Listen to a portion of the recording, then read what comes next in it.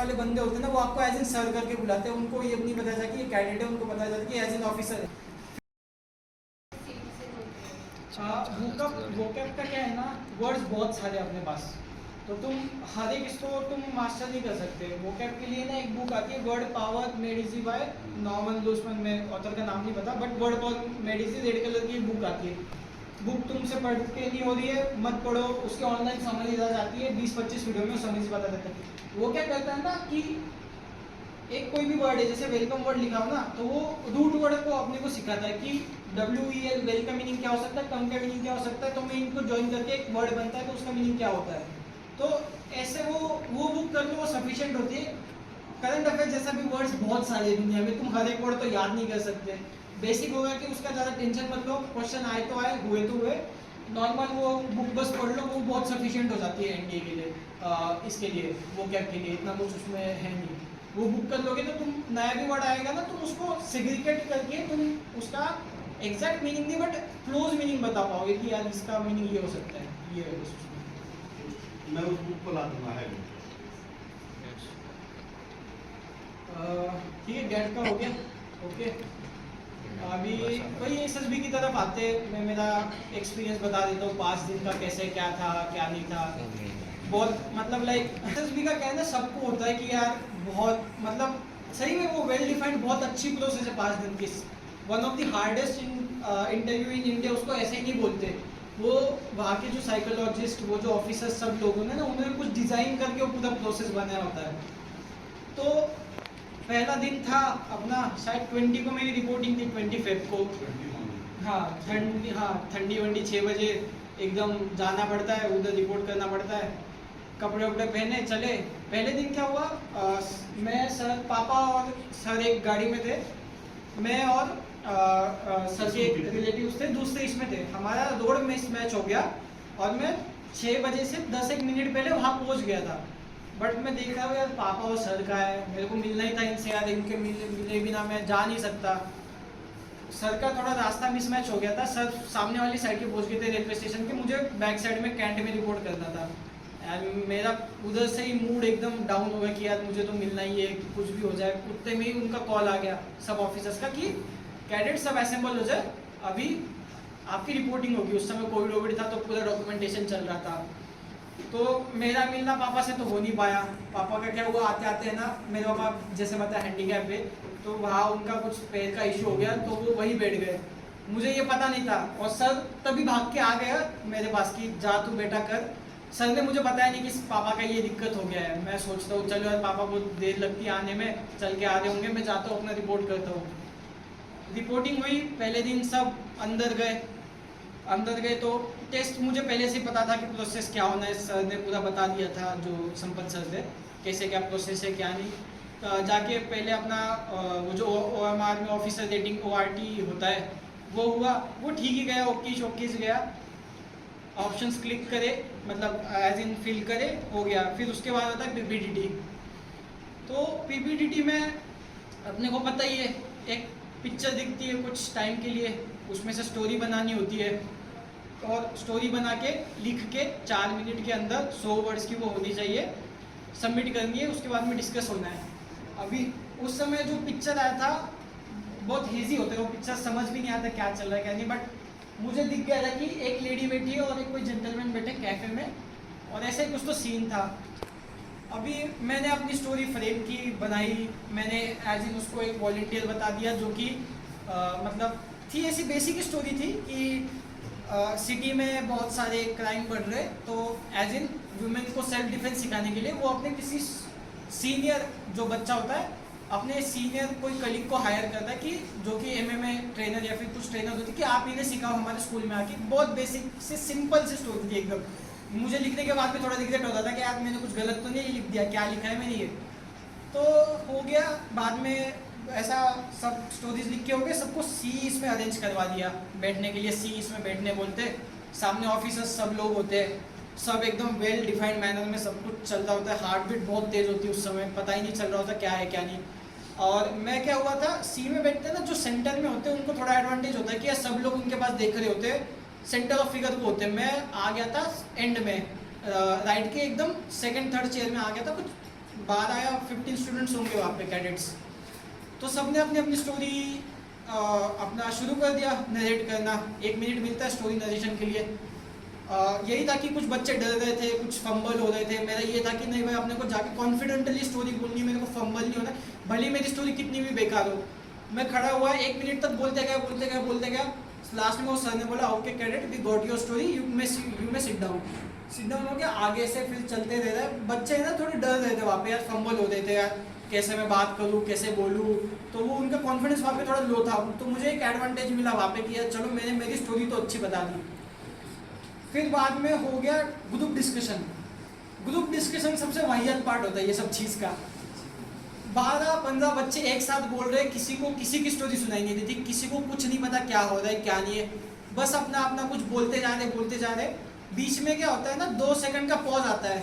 मैं बोलते जा रहा हूँ, मैं तो लूँगा बाद में पॉज, मेरा 1-2 सेंटेंस होने के बाद, भले मैं कितना ही तेज बोल रहा हूँ। मैंने वो स्पॉट पकड़ा, वहाँ से अपनी स्टोरी बीच में घुसाई डिस्कशन के। यार this is my story, I think we have seen 2 characters, we can frame this way. और बाकी जो बच्चों की स्टोरी है ना, वो एकदम उसमें हीरोइज्म दिखा रहे हैं कि यार एक बच्चा था, वो सुसाइड कर रहा है, इसने इसको बचा लिया, ये हो गया। और उसमें दिख रहे 2 बच्चे साथ में बैठे।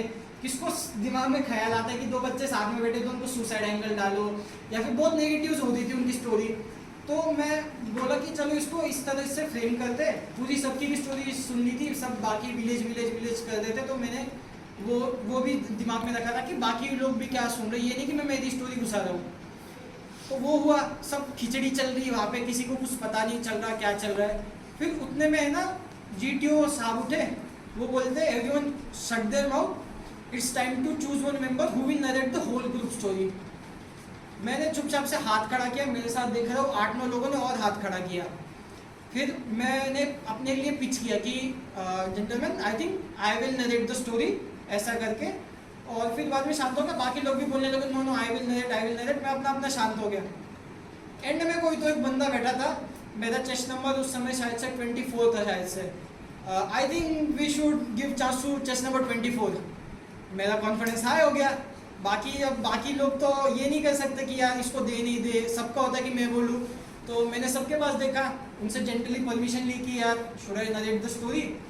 और सब फिर उनका हाँ ना बोलता, हाँ यस प्लीज़ गो। तो मैंने खड़ा हो गया।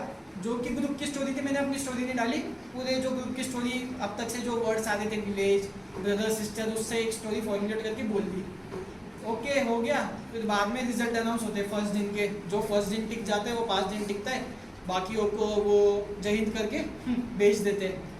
तो उसमें भी 200 बच्चे थे, रिपोर्टिंग 200 की थी सॉरी। तो उसमें से कुछ शायद से 60 बच्चों को उन्होंने रुका लिया। तो 60 में अपना भी नाम था। मैं खुश हो गया कि यार चलो एक स्टेज तो क्वालिफाई हो गया और ये हो गया। और उतने में फिर मेरा क्या हुआ, मेरे पास मोबाइल नहीं था, वो टैब था इतना बड़ा, उसमें मैं कहाँ कॉल लगाऊँ कुछ नहीं। मैं घर वालों को भी कैसे इन्फॉर्म करूँ। मैंने दोस्त का मोबाइल लिया जो उधर ही बना था, उसको बोला यार प्लीज़ मुझे कॉल करना है, मुझे मोबाइल दे दे। उसने दिया। पापा को है ना ये टर्म्स पता नहीं थे कि मैं स्क्रीन इन हो गया, स्क्रीन आउट हो गया, रिकमेंड हो गया, बस उनको ये जानना था कि पहले दिन टिक गया, यही सुनना था। मैं कॉल में एकदम फास्ट में बोला पापा स्क्रीन इन हो गया। अब उनको लगा कि यार चलो बाहर चला गया। तो पापा मेरे को वहाँ से कंसोल कर दे, कोई नहीं बेटा आ जा, कुछ नहीं होता। मैं बोला मैं 5 दिन तक है ना कॉल नहीं कर पाऊंगा, आपको ये बता रहा हूँ। सब फास्ट में बता। फिर वो खुश हो गया, अरे तो स्क्रीन इन हो गया, ऐसा वैसा। तो वो सब चला उसमें। फिर बस पूरे 4 दिन तक अभी अपने को 4 दिन निकालने थे। सर्वाइवल ऑफ द फिटेस्ट, उसमें अपने आप को बेस्ट प्रूफ करना था उसमें, जो कि पहले से ही टीचिंग्स थी यार कि क्या करना है क्या नहीं। तो उसी दिन सेकंड डे साइकोलॉजी टेस्ट हुआ। साइकोलॉजी टेस्ट बहुत लंबा होता है, 3 घंटे शायद चलता है, 2 या 3 घंटे लिखना पड़ता है। जैसे पहले दिन में एक स्टोरी बनाई थी, अभी आपको 12 स्टोरी बनानी है, 60 वर्ड लिखने हैं, SRT लिखनी है उसमें। SRT भी मेरी सबसे कम थी, सिचुएशन रिएक्शन टेस्ट 60 देते, 60 मिनट में मैंने कुछ 28 किए थे शायद, उसमें सबसे कम थे पूरी बैच में मेरे, सबसे कम। सब आके बोल रहे थे यार मैंने 45 50 मैंने तो सब कर दिए। मैं अपना नंबर हेजिटेट होकर बोल रहा हूँ यार मैंने तो 28 किए। ऐसा तो मेरे को उसमें लगा यार क्या होगा क्या नहीं, मैंने तो सबसे अंडर परफॉर्म तो नहीं किया। फिर हो गया। फिर उसके बाद में है ना हमारे ग्रुप्स बढ़ जाते हैं। मेरा जो बैच था 8 बंदों का, अभी तक वो मेरे सबसे अच्छे दोस्त थे जो कि SSB में बने थे। 8 लोग, भले उसमें से कितने रिकमेंड हुए कितने नहीं, बट सब के सब दोस्त थे। बाकी एकेडमी में भी हर समय जब भी छुट्टी पे आते कॉल करते, तो हमारा वो 5 दिन में बॉन्ड बहुत अच्छा बन गया था। और ये क्वालिटी तुम बोलते हो ना कि औरों से क्या अलग होती है कैडेट की, कि लाइवलीनेस और फ्रेंडलीनेस। तुमको मतलब दोस्त बनाने आने चाहिए, तुम्हारे वो दोस्त सस्टेन होने चाहिए। ऐसा नहीं कि 4 लोग बैठे बात करूँ नहीं इससे करूँ क्या करूँ इससे पूछ लिया नहीं, एक सेल्फ एटीट्यूड होता है ना, वो सेक्रीफाइस करना पड़ता है। कुछ भी हो सामने वाला अपने को उससे बात करनी पड़ती है, उससे अपने को पता है तुमको ये यूज़ होने वाले हैं 5 दिन में, तो अपने को छोटा आदमी बन के उनकी सबकी बात माननी पड़ती है, अपने को उनसे सबसे अच्छा रहना ही पड़ता है। पहले दिन था, सब उधर बैठे थे अपने अपने दोस्त पार्क में, कुछ खाने का टॉपिक आ गया, अभी थे मेरे पास पैसे बाकियों के पास नहीं थे, ले लिया उनको कुछ खिला दिया, तो एक है ना उनके ऊपर मेरा सेक्रीफाइस बन गया कि यार देखो इसने अपने को खिलाया, तो एक होता है ना यार ये अच्छा आदमी है ऐसा वैसा कुछ, तो उनकी माइंड में वो इमेज बन गई थी। और हम 4 पूरी 8-9 शायद बैचेस बने थे बच्चों के, हम 8 लोग है ना अपना अपने में बैच के साथ अपना अपना खेलते थे, अपना अपना रात में आके जब पूरा सेक्शन हो जाता था दिन भर का, रात में आके दमशराज खेल रहे। इससे क्या होगा हमारी सबकी बॉन्डिंग बहुत अच्छी बन गई, जो कि आगे हमें टास्क में भी अच्छी हुई उसमें। तो बस अगले दिन हमारा जीटीओ था, जीटीओ के दिन वही टास्क पूरे हुए, उसमें भी जीटीओ सबसे अच्छा गया था इनफैक्ट पूरे इन सब टेस्ट में। सर ने 2 दिन बाद कॉल आउट भी किया था जीटीओ सर ने कि लाइक इससे पूछो इससे क्या चाहिए क्या नहीं, तो उतना माइंडसेट डेवलप हो ही जाता है आपका उस टाइम तक कि आप बाहर के एनवायरनमेंट में 8 लोगों में अलग से दिख के आ जाओ, तो वो तो चाहिए ही चाहिए। जीटीओ में बस लेक्चर 8 होता है, लेक्चर 8 अच्छा गया था। लेक्चर 8 का जो टॉपिक था वो संपत सर ने मुझे पहले ही बहुत सारे लेक्चर करा दिए थे, तो मुझे एक आइडिया था कि एजुकेशन पॉलिसी के ऊपर आया था, तो मैंने 3 मिनट का लेक्चर पूरा डिलीवर किया था, वो हुआ था। फिर बाद में जीटीओ वाले टास्क में भी वो होता है, आप सब फैमिली हो ना एसएसबी प्रोसेस से, तो जीटीओ वाले टास्क में भी किसी एक को बुलाना होता है टास्क कंप्लीट करने के लिए, तो मुझे 8 में से शायद से 4 या 5 बच्चों ने मुझे बुलाया था उसमें, तो मेरा एक हो गया था कि चलो यार मेरी इन सबसे दोस्ती तो अच्छी बनी, एक मेरी पॉजिटिव इमेज है, as a good cadet image है कि वो, और बाद में रिफ्लेक्ट भी होता है वो। बस जीटीओ वाला दिन अच्छा चला गया, हम सब आए अपना अपना मजे कर रहे, बाकी 2 दिन कुछ नहीं करने को, बस इंटरव्यू बाकी था। अपनी 8 लोग मिलकर हम पूरा भूल चुके थे कि यार हमें कोई टेस्ट में भी है, अभी कुछ भी नहीं, हम अपने अपने आपस में एंजॉय करते थे, बाकी बैच वाले आपस में झगड़े कर रहे, एक किसी को गालियाँ दे रहे, कुछ नहीं, हम एज इन 8 लोग बॉन्ड की तरह रहते थे, जो कि काफ़ी अच्छी बात थी। फिर आ गया अपना इंटरव्यू, पर्सनल इंटरव्यू का, सबसे मतलब 1-on-1 फेस करने वाले हो तुम, डेजिग्नेटेड एक ऑफिसर सामने बैठा है, तो बस इंटरव्यू के दिन अच्छा प्रिपेयर होके गया था, ग्लूम होके सामने जाके बैठा। कुछ मेरा इंटरव्यू चला होगा 40-50 मिनट्स, बट वो 40-50 मिनट्स आपको पूरा नहीं छोड़ लेते, आपसे जब से तुम पैदा हुए हो अब तक उनके सामने बैठे हो पूरा पूछते रहते हैं सब। सर से मैं एज इन फ्रेंडली वे में ही था, जो डेजिग्नेटेड ऑफिसर थे, हंसी मजाक हमारा चलता था, उन्होंने स्कूल में क्या किया है बताओ, मैं भी क्या है क्या नहीं पूरा बताते गया, सब बताते गया। फिर एक टाइम बाद थोड़ा सीरियस हो गया माहौल, तो मुझे डर लग गया कि यार मैंने कोई लाइन तो क्रॉस नहीं कर दी, बट फिर अगेन वो बहुत फ्रेंडली ऑफिसर्स होते हैं, बस उनकी इमेज ऑनलाइन यूट्यूब वालों ने अलग बना के रखी, बट सबसे बेस्ट फ्रेंडली ऑफिसर वही होते, खुल के सवाल पूछते, तुम आए नहीं आए सॉरी सर बता दिया, एकदम इजीली वो जज कर लेते, और उसी में वो आपको इवेल्युएट कर लेते कि ये कैडेट कैसा है, इसकी पास्ट लाइफ कैसे रही है, इसने किया क्या है क्या नहीं। तो यही ये सब इंटरव्यू में चला था 40 मिनट। फिर उनके साथ भी एकदम अच्छा इक्वेशन था, फिर हो गया लास्ट के दिन ऐसे ही मजे किए। एसएसबी में ये अच्छा होता है कि तुमको 2 टाइम का खाना अच्छा बहुत अच्छा मिलता है, अब तक का बेस्ट चिकन मैंने एसएसबी के दौरान उधर खाया होगा, मतलब इतना अच्छा तुम्हारी खाते थे, तुमको एज इन वो कैडेट ट्रीट नहीं करेंगे वो 5 दिन, तुमको as in officer sir treat करेंगे। जो वहाँ पे कैडेट वाले मेस वाले बंदे होते हैं ना, वो आपको एज इन सर करके बुलाते हैं, उनको ये नहीं बताया जाता कि ये कैडेट है, उनको बताया जाता है कि एज इन ऑफिसर है। 5 दिन आपको पूरी लेविश लाइफ मिलती है, वहाँ पे खेलने के लिए सब कुछ होता है, तुम जो मांगोगे वो मिल जाएगा खेलने के लिए, पूल टेबल इंडोर आउटडोर सब मिल जाता है वहाँ पे, सबसे बेस्ट डेज होते हैं वो। आप जाते हो ना कि मैं तो सोच के गया था कम्पीट करना है, अपने को एक्टिव रहना है, बट मैं वहाँ जाके भूल गया था, मैं ट्रू सेल्फ हो गया था वहाँ पे जाके, यार जैसा हूँ वैसा बाहर रहूँगा, सिलेक्ट फिर तो मैं एसएसबी में रिकमेंड भी नहीं होता ना, तो थोड़ा दुख होता, बट इतना भी नहीं होता, क्योंकि मैंने 5 दिन बहुत वहाँ पे एंजॉय किया था, बहुत अच्छा किया था वहाँ पे। एंड देन वही फिर रिजल्ट अनाउंस हुए, एज इन रिजल्ट का डे था, डे 5th कॉन्फ्रेंस डे, आपके सामने एकदम ऐसे ही रूम होता है, इतना ही लंबा होता है, ऐसे यू शेप में सब ऑफिसर्स बैठे हुए होते हैं, आप जाते हो तो पता ही नहीं चलता किसको देखो क्या देखो, वो बस बोलते हैं जिसके सामने इंडियन फ्लैग हो आपको उसी से ब्रीफ करना है। अंदर गया मैं, उन्होंने पूछा Jayesh so where are you coming from, तो उनका पूछने का था कि आप कौन सी सिटी से बिलोंग कर रहे हो, कहाँ से आ रहे हो। मेरे को लगा वो पूछते तो कहाँ से आ रहे हैं। मैंने बोला sir I was waiting outside the waiting room. तो वो सब हंसने लगे तो मैं भी हंसने लगा। बोले नहीं कहाँ से आते हो। बोला sir I come from Nashik. तो बोलते हाउ वाज द जर्नी। मैंने बोला sir it was extremely fine, क्या क्या तुमने किया क्या नहीं। तो वहाँ पे उन्होंने पूछा कि तुम्हें क्या अलग लगा यहाँ पे आके। तो यूपी में है ना कुल्हड़ में चाय देते हैं। तो मैंने वो अपना इंसिडेंट उनको सुना दिया। Sir when I came here they serve me the tea in the kulhad, I don't know we have to throw it away. पता नहीं था उसको फेंकना होता है। मैं जब इसमें भी ट्रेन में भी चाय लेके आया था कुल्हड़ में, मेरे को लगा ये आदमी आएगा लेके जाएगा वापस। मेरे को पता नहीं था कि कुल्हड़ फेंक देना होता है। तो उनको पता है तो वो भी थोड़ा लाइवली हो गए। और फिर वो बताने लगे और कुछ चेंज करना है तुमको, तुम कुछ रिकमेंड करोगे। पूछते वो सबसे कि तुम्हें क्या लगता है यहाँ पे चेंज होना चाहिए। तो वो क्या होता था, अभी अपन महाराष्ट्रियन बंदे, अपने को दोपहर की चाय नहीं हुई तो मज़ा नहीं आता है। तो मैंने बोला सर, और वहाँ पे क्या करते थे, चाय कॉफ़ी के नाम पे है ना कुछ गर्म दूध में बॉर्नविटा डाल के दे देते हैं। तो मैंने उनको बोला कि सर ऐसा ऐसा है कि थोड़ा चाय का हो तो अच्छा है। तो फिर उन्होंने वहाँ एक सेंटेंस बोला, okay next time you will come no you will get tea. मैं डर गया। मैंने बोला मेरे को नहीं आना वापस, मैं तो ऐसे रिकमेंड होने के लिए आया हूँ, मैं क्यों आऊँ वापस, दिमाग में यही चल रहा है मेरे। मैं डर गया वहाँ पे। तो बोलते okay Jayesh now you can go. सबका हुआ वो कुछ 3-4 घंटे चला सबका पर्सनल इंटरव्यू उसमें कॉन्फ्रेंस रूम में। फिर आ गया रिजल्ट की बारी। तो फिर वो बोलते तुम कुछ, हम 60-68 स्टूडेंट थे, उसमें से हमारे इस बैच का सबसे हाईएस्ट रिकमेंडेड रेशियो था। तुम बोल रहे थे 18 बच्चे रिकमेंड हुए तुम में से। तो मेरे दिमाग में था यार क्या है क्या नहीं, बहुत टेंशन चल रहा था दिमाग में क्या है क्या नहीं। उन्होंने मतलब चेस्ट नंबर वाइज ऑर्डर करना शुरू कर दिया, जो जो रिकमेंड हुए सामने आके खड़े हो जाओ। मेरा था चेस्ट नंबर 21। आया 20 नहीं हुआ। उन्होंने बोला चेस्ट नंबर 21। मैं पागल हो गया, मतलब कि यार चलो जिसके लिए आया था वो मैं करके चला गया। मतलब उठा सामने गया, मेरे को यकीन नहीं हो रहा था 5-10 मिनट के लिए कि यार मैं सही में रिकमेंड हो गया हूँ। तो फिर बस उसमें हो गया। और उसमें क्या होता है ना, जब तुम रिकमेंड हो जाते हो ना, ये बाकी बच्चों को तो भगा देते मैं सेंड ऑफ कर देते उनको थोड़ा मोटिवेट करके तुमको रुका के रखते, तुमसे बहुत लंबी फॉर्म प्रोसेसिंग फिल कराते हैं वो।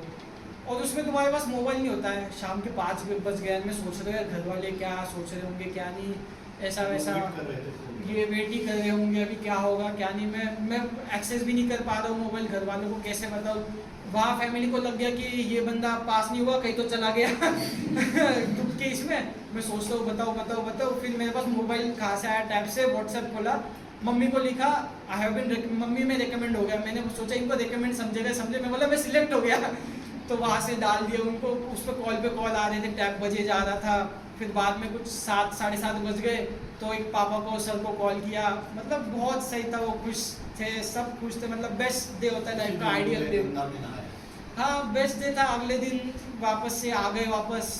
फिर वही है, एक हफ्ता पूरा एंजॉय किया।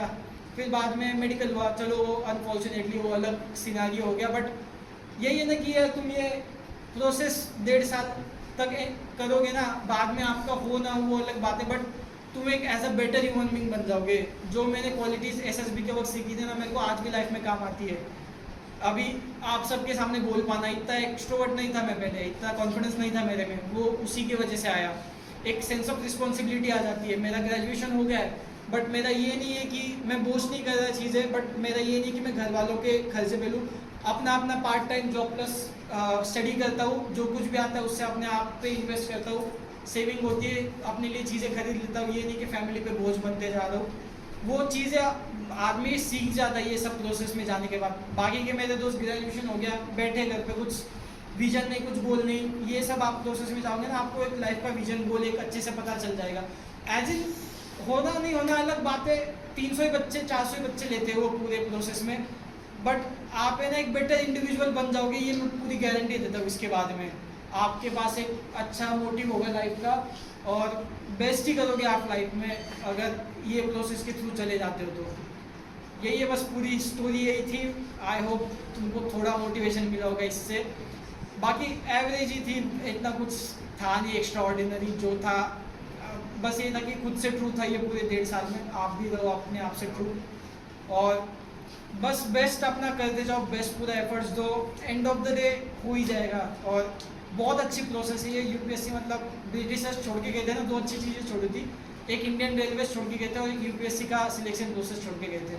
बहुत अच्छी प्रोसेस है, आपको बहुत कुछ सीखने को मिलेगा, बहुत अप्स एंड डाउन्स आएंगे लाइफ में, but end of the day it you will be a better you, ऐसा कहूँगा। बस इतना ही है।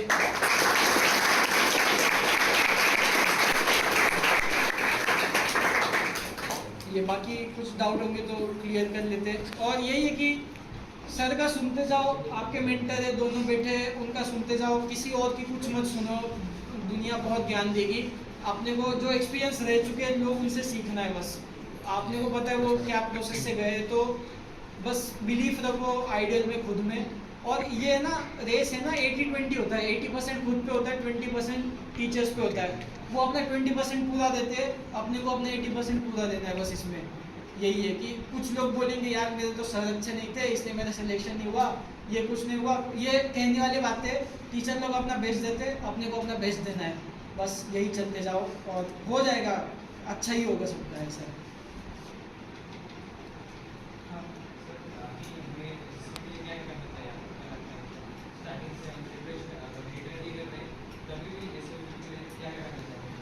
एसएसबी के लिए ना कि लाइक तुमको पहले तो ट्रू सेल्फ रहना है, और एसएसबी में एक होता है लेक्चरेट करके, उसमें आपको करना क्या है कि लाइक एक कोई भी दिन का टॉपिक उठा लो, उसमें आप उसके ऊपर से है ना खुद ही उसकी इन्फॉर्मेशन लेकर, जैसे अपने बहुत सारे डेली करंट अफेयर्स चलते रहते हैं, उसमें से कोई टॉपिक उठाओ, उसके ऊपर आप थोड़ा उसमें ये करो, लिखो, उसका लेक्चरेट दो हर दिन। और उससे क्या होगा, आपका एक कॉन्फिडेंस बढ़ेगा 4 लोगों के सामने बोलने का, एक आपकी इंटेलेक्चुअल थिंकिंग भी बढ़ेगी। और बाद में यही कि डेली ये नहीं होता कि तुमने 1 साल में क्या किया, ये पूरी लाइफ की प्रोसेस होती है, जब बचपन से अब तक तुम क्या करते आ रहे हो, तो उसी नेचर को अपने को उसको और रिफाइन करना है, उसको और ब्रशअप करना है, और हो जाता है। ऐसा कुछ है नहीं कि बहुत कुछ अलग लगता है उसमें, ऑफिसर लाइक क्वालिटीज़ होती है, तुमको बहुत करेजियस, स्ट्रॉन्ग वॉन्ग ये सब होना, ये नहीं होता। उनको गधे नहीं चाहिए होते मजदूरी करने के लिए, उनको अच्छा शार्प माइंड वाला बंदा चाहिए होता है, जो 4 लोगों को ऑर्डर दे सके, उनसे काम निकलवा सके। अपन आर्मी की भर्ती में नहीं जा रहे भागने के लिए, अपन वो 4 लोगों को भगाने के लिए जा रहे हैं। तो वो आदमी इतना मेंटली स्ट्रांग होना चाहिए। फिजिकल की बात अलग है, मैं फिजिकल तो उसमें होता ही नहीं है, आप मतलब कितना फिटनेस करते हो हर दिन, वो उतना मैटर भी नहीं करता। मेंटली आदमी स्ट्रांग होना चाहिए, जो कि उसमें दिख ही जाता है बाद में, ऐसा होता है। कुछ एक्स्ट्रा प्रिपरेशन की ऐसी कुछ ज़रूरत नहीं होती, जो होती है एक बार एनडीए का एग्ज़ाम क्लियर कर लो, एसएसबी कोचिंग वाले आपको बता ही देते हैं, आपको बस उसको ब्रशअप करना होता है, ऐसा।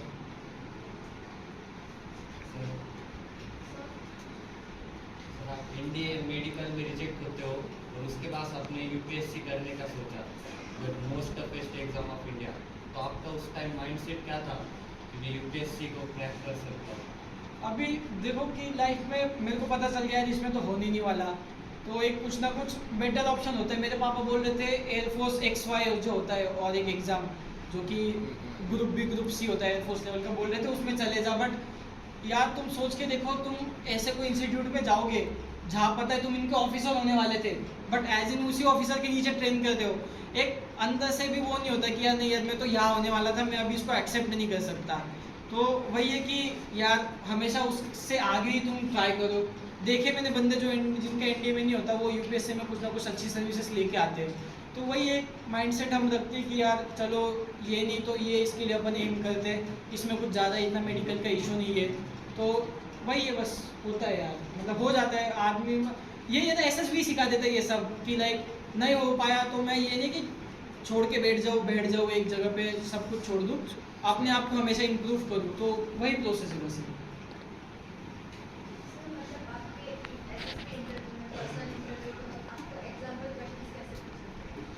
एग्जाम वो ये कुछ ऐसा करंट अफेयर्स के 1-2 सवाल पूछ लेंगे, वो जो कि इजी होते हैं, वो खुद से बताते हैं चलो बता दो तुम्हें करंट अफेयर्स का क्या पता है, तो जो प्रिपेयर करके आते हैं वो बता देते हैं। और लाइफ से रिलेटेड ऐसे क्वेश्चन होते हैं ना जो ठीक है तुमसे आंसर हो जाते हैं कि लाइक बताओ तुमने लाइफ में क्या किया, तुम्हारा पेरेंट्स के साथ रिलेशन कैसा है, तुम्हारे भाई के साथ रिलेशन कैसा है, जो कि सबको पता ही होता है। कि क्या है क्या नहीं है, तुमने स्कूल में कुछ किया जो तुम्हें अच्छा नहीं लगता हो, ऐसा। और एकदम अतरंगी सवाल होते हैं उनके कि लाइक चलो मुझे पूछा था उन्होंने कि स्कूल में बताओ ऐसा कि तुमने कुछ किया क्या नहीं किया, तुम बहुत शरारती थे बता रहे थे ये वो। मैं स्कूल में था थोड़ा वैसे टाइप का, तो हमने क्या किया था एक बार टॉयलेट में ना वो बम बम फोड़ दिया था। तो वो उनको बता दिया, मैंने बता दिया कि नो फिल्टर, मैंने बता दिया सर ऐसा ऐसा हुआ था स्कूल में टॉयलेट में, हमने ना बम बम फोड़ा था, तो मेरे को ना उसकी चीज़ का अभी बुरा लगता है कि करना नहीं चाहिए था। स्कूल में उसका अलग ड्रामा हो गया था, तो वो भी हंसने लग गए थे कि यार हाँ चलो ठीक है, बंदा एटलीस्ट फिल्टर तो नहीं है। नहीं तो लोग बोलते नहीं सर मैं तो स्कूल में एकदम मैं अच्छा था, मैंने कुछ नहीं किया, मैं एकदम आइडियल बच्चा था, टीचर की पूरी सुनता था। उनको पता चल जाता ये फेक है। और ये भी है कि उन्होंने पूछा था कि चलो एनडीए क्यों ज्वाइन करना है, मेरा रीज़न पहले से ही क्लियर था, अच्छी लाइफस्टाइल है, अच्छा रिस्पेक्ट मिलता है, अच्छा paying high grade paying job है, ये सब बता दिया था। बाकी के बच्चे बोल रहे sir I want to fight for my country, I will go and kill the terrorist on that reason है ये वो। मतलब यार अभी तुम 12th तुम्हारी हुई नहीं मुश्किल से, तुमको गन का जी नहीं पता, तुम कहाँ उनको मारने चले, तुम बेसिक बता दो। मेरा जेन्युइन रीज़न था, कोई भी क्यों करना चाहेगा, ठीक है देश प्रेम एक अलग है वो होता है सब में, बट मेजोरिटी यही रीज़न होता है कि यार एक अच्छी लाइफस्टाइल चाहिए। जो बंदे ऐसे फालतू के जवाब दिए मैं इसको मारूंगा ये वो, मेरे में देश प्रेम में रिजेक्ट हो गए, 5वें दिन घर चले गए। उनको लगा मेरा जेन्युइन, उनको पता था कि रीज़न जेन्युइन है, सिलेक्ट कर लिया होगा उन्होंने। यही होता है बस, नॉर्मली होता है, इतना कुछ हार्ड नहीं होता उसमें।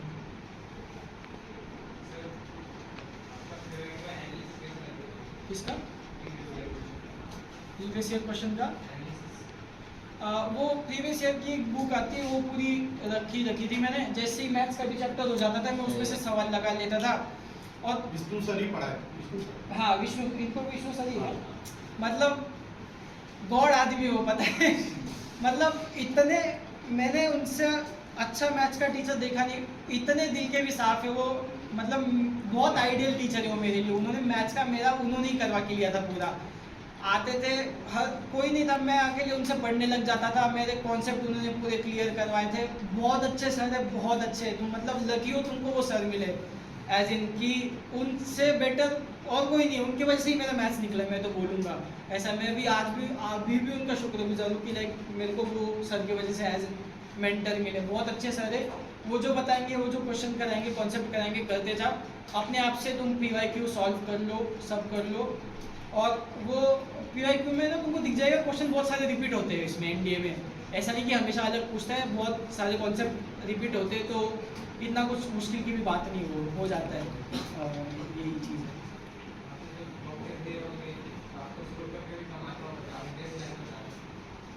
मैं बता रहा हूँ ना, पहला स्कोर इतना घटिया आया था मेरा क्या बताऊँ कि मतलब मैं सोचता था मैंने 1.5 साल टाइम पास तो नहीं किया, क्या कर रहा हूँ मैं, ऐसे तो नहीं होने वाला।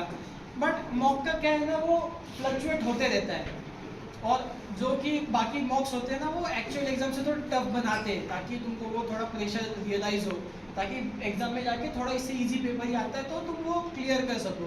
पहले आया था बहुत गंदा स्कोर आया था, मैंने सर को भी कॉल करके बताया था सर मेरा ऐसा ऐसे ही हुआ है, मैंने बीच में डाटा भी किया। हाँ सर तो बहुत डाटा है मेरे को कि मतलब मारने तक आ गए थे सर, ऐसा है कि बट यही है कि एक्सेप्ट करके चलो उसको, उसमें इम्प्रोवाइज करो। अभी 30 क्वेश्चन पहले मॉक में कर रहे हो तुम, अगली बार में 35 करो, 40 करो, और मॉक का जो क्वेश्चन नहीं आए वो एनालिस करो पूरा कि इसको सॉल्व कैसे किया, इसको मैं क्विक कैसे सॉल्व कर सकता हूँ। यही है बस मॉक के लिए। बस